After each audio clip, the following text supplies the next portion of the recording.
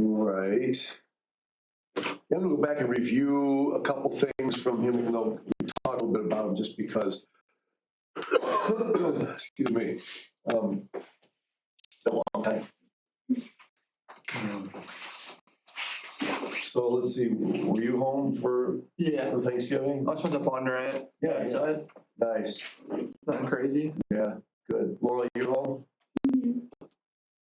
Yeah. Mary, you were home. No, I was here. You stayed here? Yeah. Okay. Did you have Thanksgiving with somebody? Yeah. Well, yes, I was at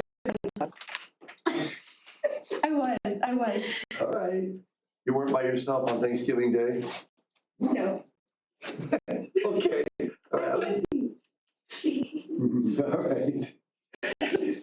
I won't ask for any more details. Ella, how about you? I was at home. You were home. Sharon, you were, yeah, thanks. All right. Well, glad you're all back. And yeah, I agree with Sharon said earlier, that in some ways it's almost harder to come back after a week off than it would be after a day or two, huh? But we'll make it. So let's have a prayer and we'll get started. Review a little bit about Jim Elliott. Father, thank you for the privilege of reviewing the lives of people who have, in some cases, given their own physical lives for the sake of the gospel.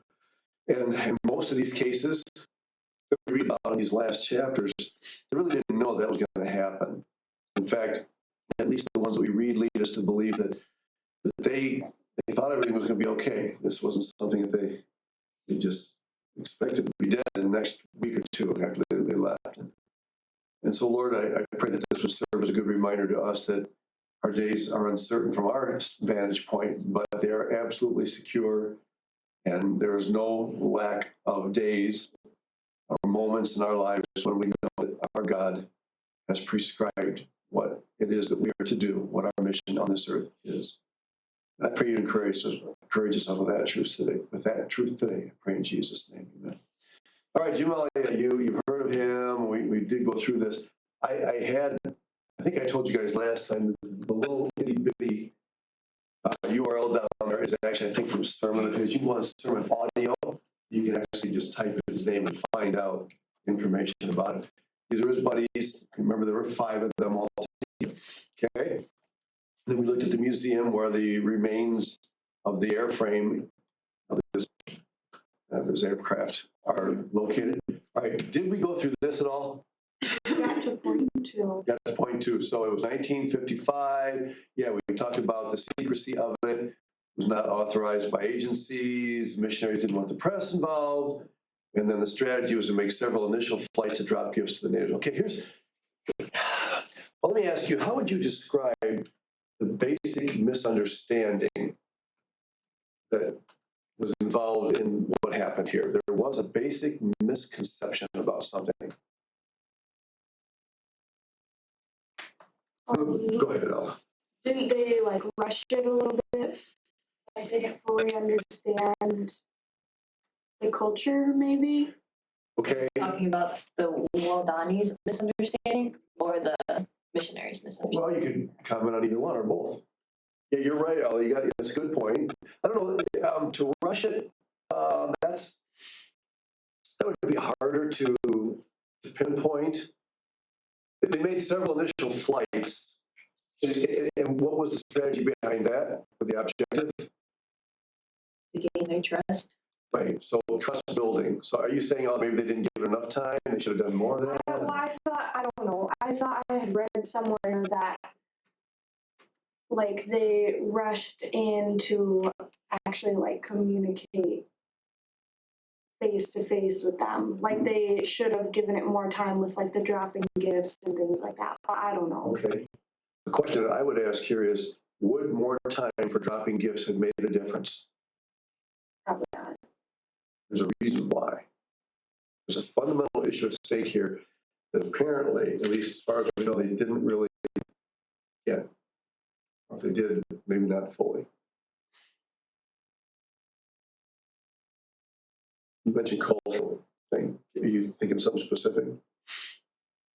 I just know that the thing that led them to get killed was that it was just a fluke because I don't know, there must be something more to it that you're trying to get at, but I know that it was a fluke because there were 3 people who went to meet the missionaries, and then one of them was like a couple, and then the couple's like the girl's dad and family didn't like that guy, and so then they went back and just spread rumors about the missionaries.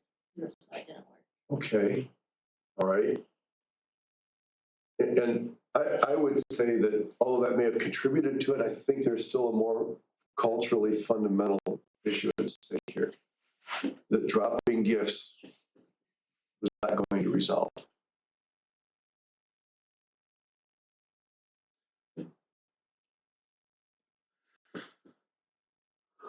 They did mention land on what they called Palm Beach. It was sandy, and if the nose of the aircraft had buried itself in the sand, it would have all been killed instantly, probably flipping the plane over.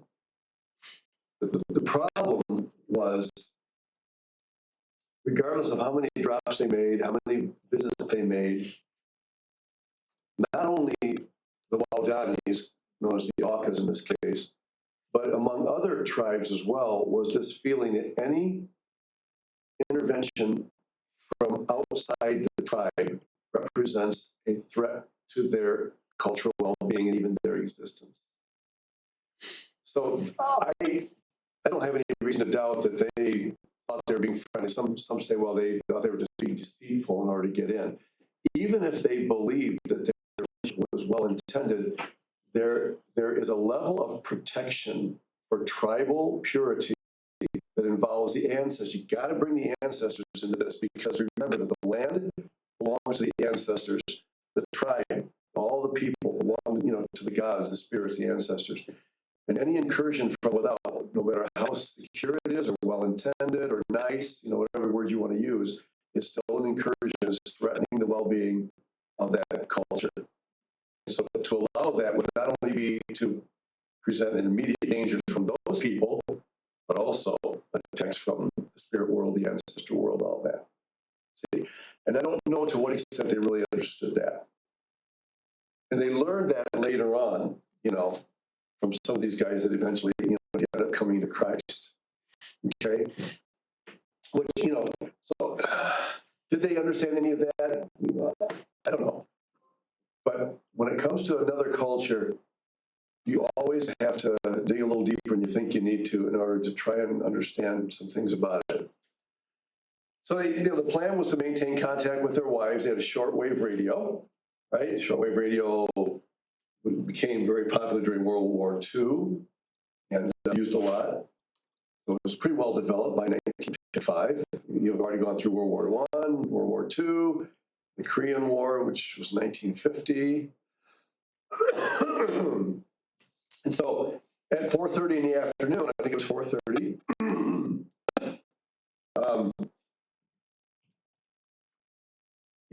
I'll get back to that in a minute.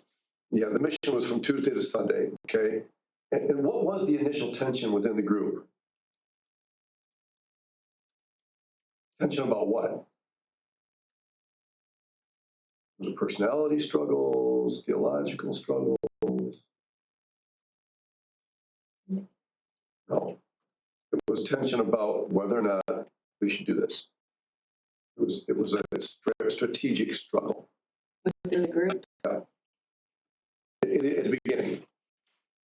And Jim Elliot was one of the leaders that really, really urged people, we need to do this, And I think, in any group like this, you're going to have some guys that are stronger willed.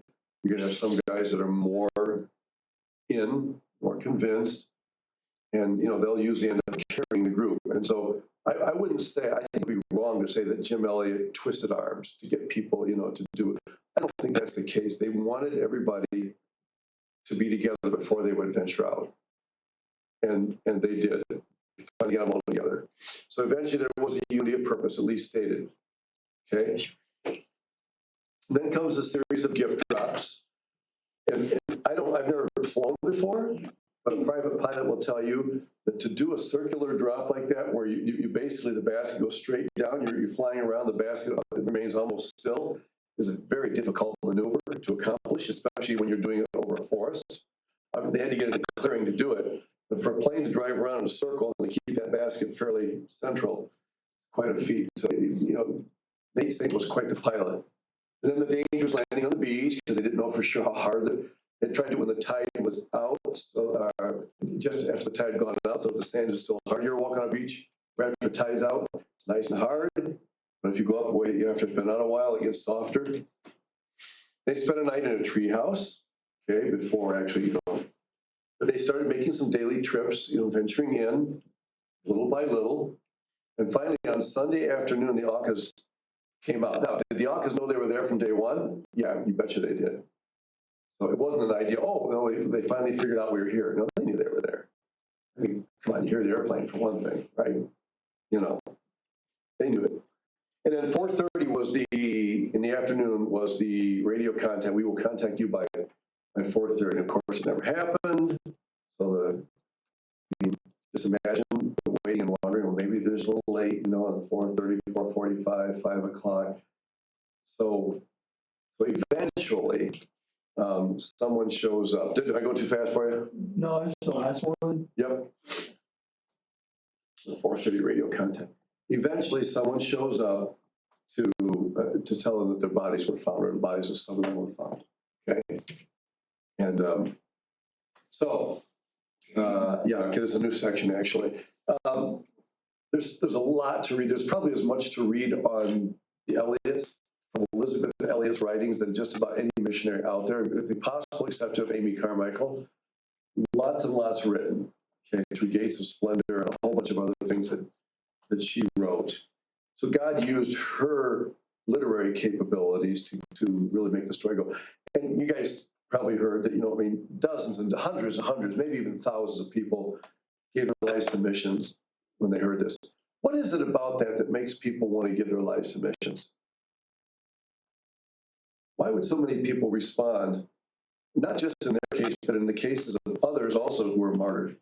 What is it about that drives people to surrender to missions?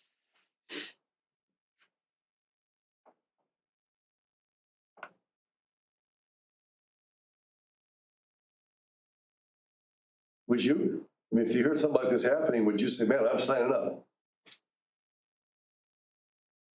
Inspiring. How? What is it about inspiring? Convicting. You think about how much they're sacrificing, and we go day to day, and we might not even share the gospel with one person. Okay. Is that a good motivation to go into ministry? If it's conviction, then maybe.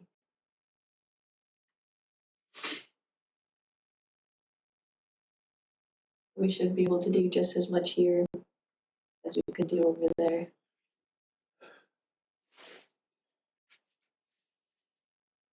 You can kind of tell when a response is good and biblical and when it's maybe not so much. If it's a wave that, just like after 9/11, here, people start going to church like never before, and then, a few months later, it's back to normal again. And I personally would feel a little uncomfortable trying to motivate somebody out of, saying, see, they gave their lives for Christ, and look at you sitting here and having it so nice. Oh man, I'm gonna go. That's a motivation based on guilt, and it is possible. Look, here's what's hard, folks. How do you know as a Christian when it's the Spirit of God convicting you, or when it's a well-polished preacher with using some good illustrations to get you teary-eyed and thinking about it? And sometimes it's both. The Spirit of God can use that kind of thing. But, and I'll say this to you, Matthew, because you're going to be the preacher in the group, and ladies, though you'll also have influence. We have to be very careful as believers, about types of methods and illustration things that we use to try to get, people, because there's no substitute for the conviction of the Word of God. So probably a lot of that was good and genuine, surrender for service. But it's also possible that some people just felt like, if I don't give my life for missions, then I'm being a carnal Christian when these guys, gave their lives. Be careful that that you don't decide to do something for the Lord because somebody else did something like that, and if you don't, you're less than they are. That makes sense, that you're less spiritual. That's a wrong motivation. So anyway, I think that there's a lot of discussion out there about that. Sharon was commenting earlier about, this part of the reading being kind of dark, with all the, and so when those kinds of things happen, be careful that you don't use them as manipulation to try to get people to respond. That has happened more often than it should among believers. And God can use it. But we have to be careful how we handle that sort of thing. Yeah. If you were someone like trying to determine like call it a ministry or not, like how would you determine like it being like guilt based or like being an actual like from like you said the Spirit of God? There's not one correct answer to that. I think one of the things, though, Matthew, is it's going to be ongoing. For instance, when a preacher says the Spirit's moving right now, if you don't respond right now, he might not be moving tomorrow. I do not appreciate that kind of an invitation. And because that, whether he intends to or not, becomes a on the spot manipulation. It's now or never. And if God is calling you, he's not going to do it that way. The Spirit of God, he can use a service like that to bring you to himself or to draw you. But if that's all it is, and you better respond now while the high is there, then I really would question. So I think that God sustains that conviction in you. You think about it. I've made major decisions in my life, and I can't remember a single one that I made on the spot. Most of them were weeks or even months of contemplating and praying. And God used several things to come together to say, it's pretty hard to see this any other way with all that God is bringing into the picture. Does that make sense? Yeah. Everybody's different. God doesn't always lead the same way twice. But I would even be careful. I'm all in favor of camp ministries. But there are guys that are really good at camp speaking. They know how to start getting people started on Monday, Tuesday, and by the time Friday they break. And I believe that there are people that truly do break. In fact, some of you may have experienced that at camp. If you did, I'm not going to question that. But sometimes if you go home now, you forget about it tomorrow, and you need to take care of it now before camp's over, or before this conference is over, or before whatever the occasion is.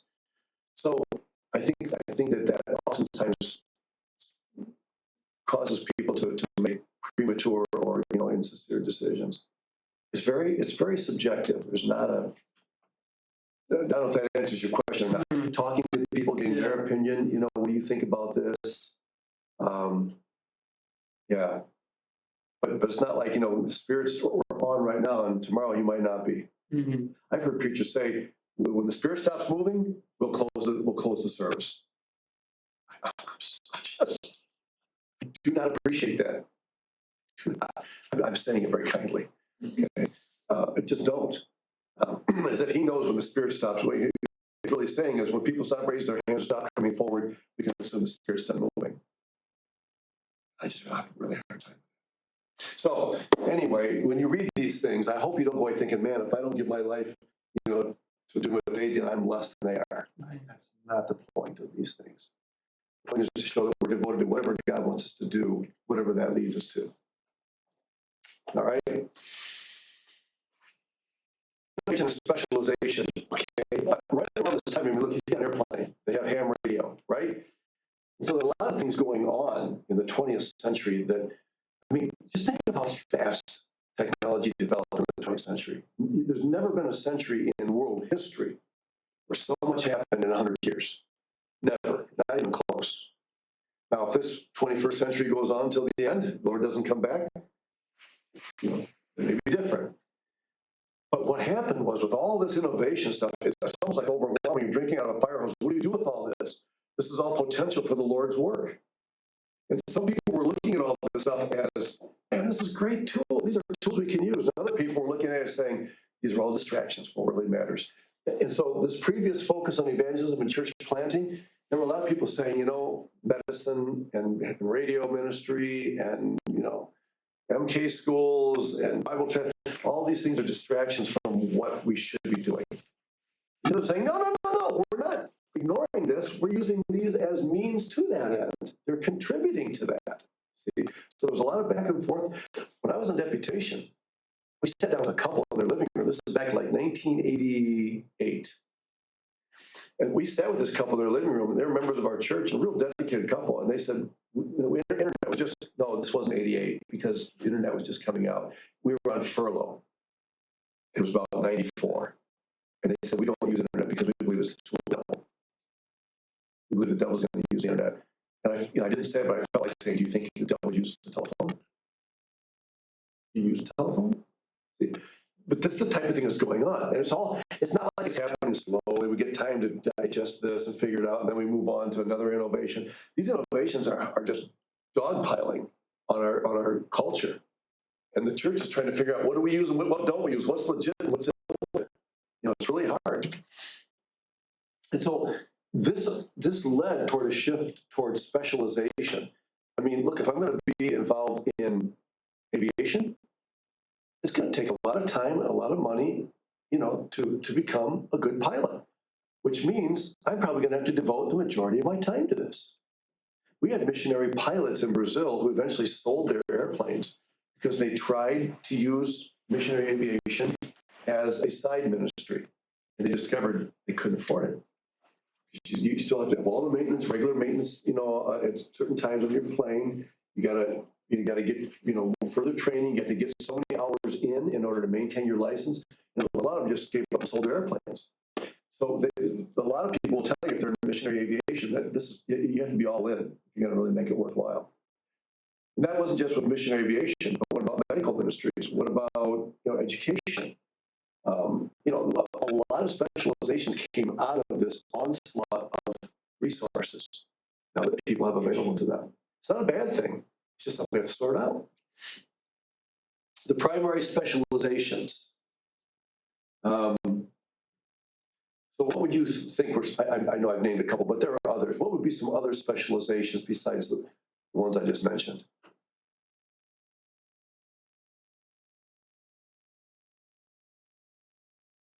Like ESL. Mm-hmm.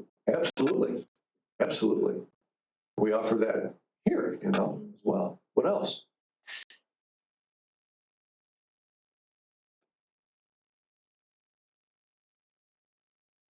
Like sports ministry? Yeah. Yeah, look at the Frericks this summer. They hosted some, our soccer team. Mm-hmm. Yeah. Great outlet. What else? Did you go on the trip? I can't remember. Okay. What else?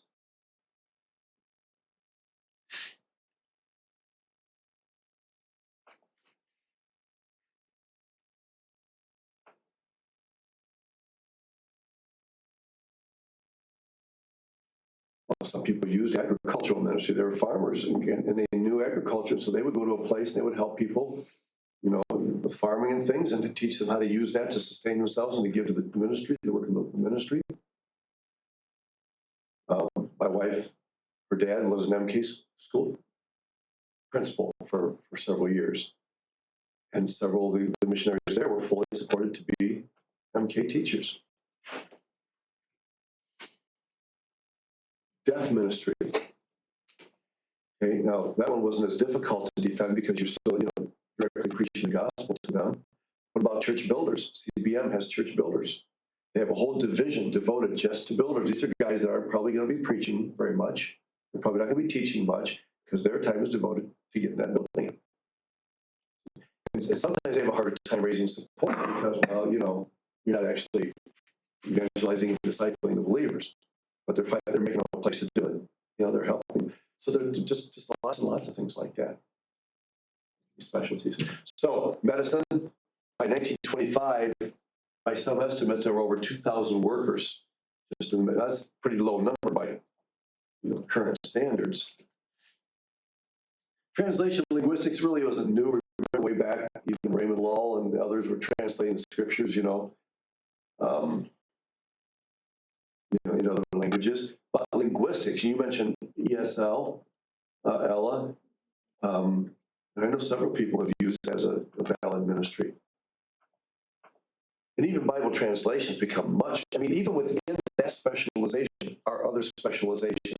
Have you had any conversations with somebody working in Bible translation work? There's a whole team.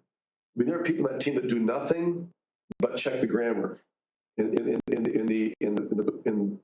the new translation. There's some people that are consulting with grammarians in that culture to see, is this the best word to use? There are people that are involved in typesetting, and they have a full-time job just trying to get that. Like, I have a Bible. If you come to my office, B gave me the, I was planning if you saw it, Burmese Bible done by Bibles International. It's beautiful. Leather cover. I mean, you look at it, it is really, really well done. Well, somebody spent a lot of time, thinking that through and putting that together. So even within a particular specialty, you've got guys that are in aviation. I don't put that one on here somewhere. Get there. Radio. Okay. And not just ham radio. Ham radio is more for communicating, but what about Christian radio? We'll talk about a missionary. Yeah, aviation. You got guys now that say, I'm going to be in aviation. Okay, what kind of aviation? Well, I'm going to be a supply person. So they're trained to fly cargo planes at tight places. It's a whole different way of flying than flying a passenger, And so their whole job is just flying supplies to people who live in places that might take 4 or 5 days otherwise to get there. So even within specialties, there are specialties. And speaking of medicine, you guys ever hear of this guy, Albert Schweitzer? There's questions about whether the guy was even a Christian. He was pretty ecumenical, pretty broad. But he was a famous medical doctor who was concerned about helping people in other countries establish medical facilities and things like that. Look at all these people were doctors, right? This is Ida Scudder. I think that's a drawing of her dad, but I'm not totally sure. Viggo Olsen, I met personally. You ever hear the book Daktar? D-A-K-T-A-R. It's the way that the Bengali people in Bangladesh would pronounce doctor, Daktar. And that's the name of his book. And he became not only he went as a medical, he was an agnostic and was setting out to prove the Bible wrong, and he came to Christ in the process. He and his wife went to Bangladesh, and he became not only a medical doctor there, but a diplomat. When the Bengali country was fighting, it was East Pakistan at the time, and when it was fighting for its independence, he actually became a diplomat between the U.S. and the Bengali government because he spoke English. So he had 2 specializations: medicine and political involvement. We've talked about being careful about political involvement. This guy was very effective. He was very wise, very careful. Just died a few years ago, right? Cam Townsend. Wow. Does anybody happen to know what organization today was his brainchild? Big organization involved in Bible translation. Probably the biggest one out there in the evangelical service. We have a graduate that's working with them. Andrew Stolkup. Wycliffe. You've all heard of Wycliffe, right? Wycliffe Bible translators. Yeah, they would be broader in their, in their associations than perhaps, like Bibles International would be. But that was the brainchild of Cam Townsend. And so let's talk about Bible translation a little bit here. Let's see, Miriam, you did the linguistics things last year. You're the only one. Is anybody doing that one this winter? Yeah, Allie, you are because of your, right. It was a new specialization, but not a new ministry. And I think we explained that. People have been translating the Bible for years and years and years, but it became more complex. Teams now. Instead of just William Carey, hammering it out, or Adoniram Judson just doing it all by himself, people realize we need a team to do this. And so it's a really complex. I had a guy stand up with a big whiteboard once, and he started drawing circles and squares and arrows, showing how all this interaction works. It's pretty complicated. So William Carey, I mentioned him. John Eliot translated. Does anybody happen to remember the name of the oh dear, no, it starts with W. I forgot myself.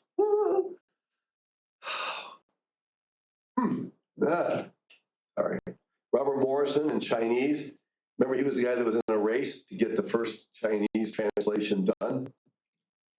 And Judson, what language he translated into? Burmese. He's Robert Moffat, okay, in the Congo. Henry Martin, what language did he work with?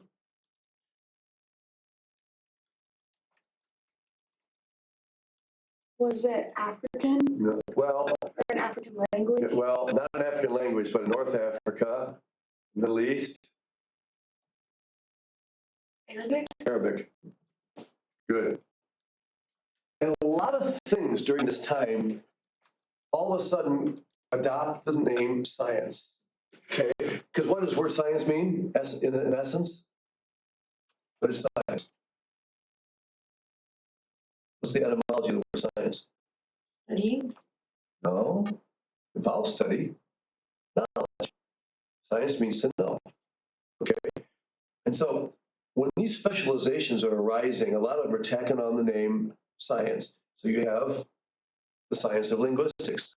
You have the science of hermeneutics, Bible translation, interpretation, missiology. All the ologies become science of, or knowledge of, or study of.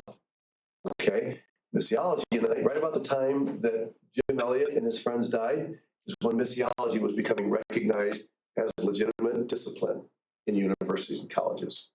Missiology. Before that, it was just people playing with, we know about missions. Missions is preaching the gospel and planting churches.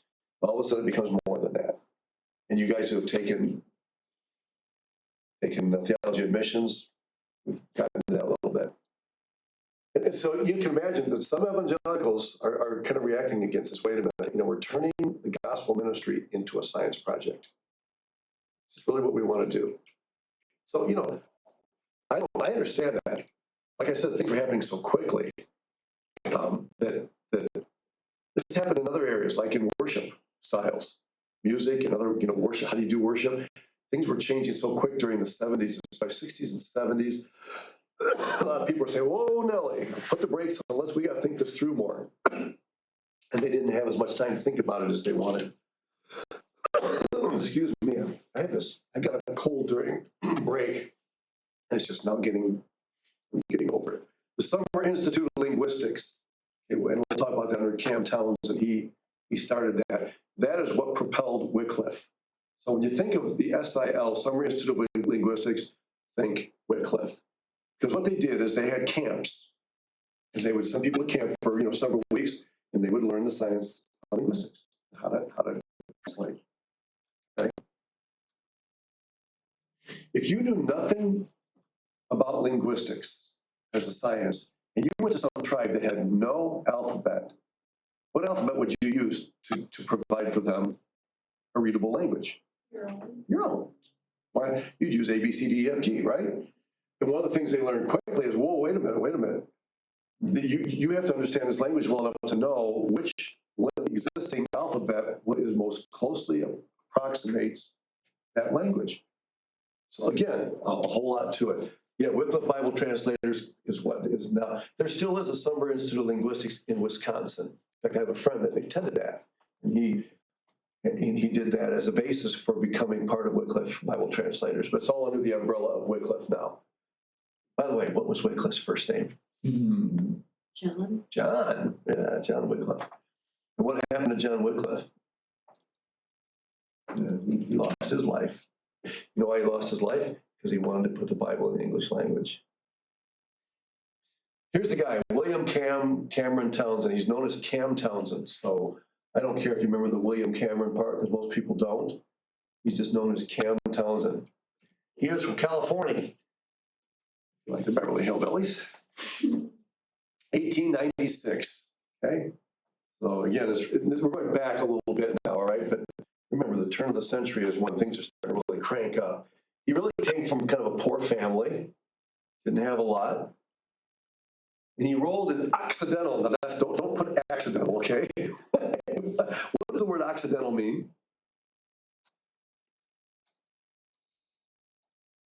I'll give you a big hint. It's the opposite of Oriental. What's Oriental mean?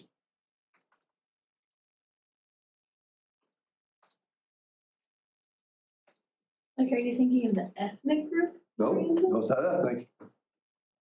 Think of your compass. What's Oriental? Where's the Orient? The middle thing? Pardon? The thing in the middle? Like, No, Orient is the East. The word Oriental comes from the word East. Occidental is West. Okay, so if you're going to give somebody orientation, that means, because back in those days, in the ancient world, the Orient, the East, was the sacred direction. It was the ultimate direction. Okay? Because the sun rises in the East, and for many, many peoples, the sun was a god. And therefore, the Orient was the most important direction. That's when where the sun rises. So orientation is giving somebody direction. And interestingly, in Portuguese, we don't say orientation, we say norte lá. You heard the word north there? They've actually taken the word north, because now on our compasses, you know, if you want to send somebody in the right direction, you have them due north. Okay? So it actually exists now in some languages. Norte lá is the idea of northward. Anyway, it's interesting stuff. Occidental College, where's this at? California. It's west, right? So that's what they need. He was Presbyterian, and he joined the student volunteer movement. There you go. There's that movement coming back again and again and again. It still continues to have an impact. Hey, give me the date for what was the name of the big revival that took place? It kind of got the student volunteer movement going. Haystack. Yes, the Haystack prayer meeting. Do you happen to remember the date? That's asking a lot of you guys. 1886. I don't expect you to remember that, but just give you some idea here. This is still a fairly new movement when he joins it. And he starts off as a Bible salesman in Guatemala, 1917. Does that date ring a bell? The Communist Revolution, 1917. Yeah. So he's in Guatemala, which is in Central America now, it's all part of South America. He's a Bible salesman, right? He's trying to get involved in some way. So he comes across a group, an Indian tribe called the Caciquel. I'm probably slaughtering it, but Indians, and they had an unwritten language, right? Can you even imagine what it would be like for your language not to be written? We can't even conceive of that. It's totally off our radar. To be able to speak, but not be able to write down or read because it doesn't exist in written form. That's weird. But, well, Adam and Eve started off that way, right? Spoke, but they didn't have it written, as far as we know. So what happened? God in his providence led him across a certain Indian from this tribe, and he said, if you guys are so smart, why hasn't he learned our language? He kind of chuckled at that and said, that's funny, but it wasn't funny to Cam Townsend. When he said that to him, Cam Townsend just stopped in his tracks and said, this guy's got a point. This guy's got a point. And from that moment, God began to really put in his heart an increasing desire to get the word of God into the mother tongues of these tribes, their languages. Okay? And so it's funny how God uses such simple things. You never know, but some simple thing you say could, eventually just find its way into somebody's heart and start to grow and grow and grow. And that's what happened here. If your God is so smart, why hasn't he learned our language? He took the challenge. He spent the next 13 years reducing their language to writing. He translated the Bible. Yeah, and he had the New Testament done in 10 years. Now, what's it take today on average to do a New Testament? didn't you say like 20-some years? Well, that's Old The Testament. Bible. The Old Testament. Yeah, the Old Testament typically can take 15 to 20 years. That's average, depends on language. New Testament, only about 5, again, on average. So it took him 10 years to do the New Testament, in their language. I have no idea how difficult their language was, but remember, he didn't start with the written language. Just to translate the Bible into their language. He had started with no language, and yet he did it in 10 years. That tells you something about the capability of this guy. He was really wired for that. And then he met an archaeologist in God's providence who gave him some linguistic advice. This is before linguistics courses were offered in colleges. We're doing it now. We're trying to we're getting a slow start with Bibles International, but we'd like to be able to make it, part of our regular curriculum moving forward. If I go too fast, Very you good. got it? Yep. I see. Okay. There's a guy that we don't study because of time. His name was Kenneth Pike, Pike. And this guy was kind of a kid. He was a grown man, but he was kind of kiddish a little bit. He was just kind of awkward, and people just thought he was kind of, run him off. But the guy, he was a genius with language. He would get up in front of a group of people, and he knew nothing of their language. It was a brand new tribe. They didn't know his language, he didn't know theirs. And he would bring certain objects up on the platform with him, like leaves and branches or, rocks or water or whatever. And he was able to take those and begin to develop conversations with people. What is this? They would say, and he would say it in English. And it was amazing how little by little he was able to actually enter into conversations. And he was good at that. And he actually became one of the foremost linguists of his time, even though nobody ever would have given him a chance at that. He wrote books, published books on the subject. There's a picture of him in your book. If I find it, I'll.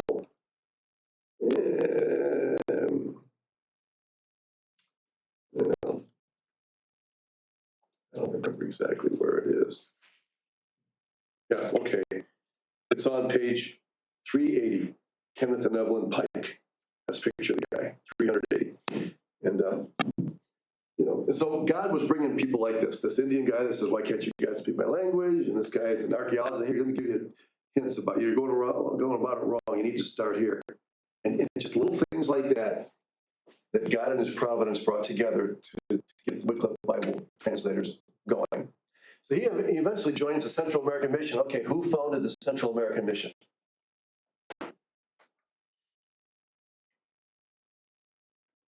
It was a guy that was not a Bible translator, but he did produce a study Bible. Who was that guy?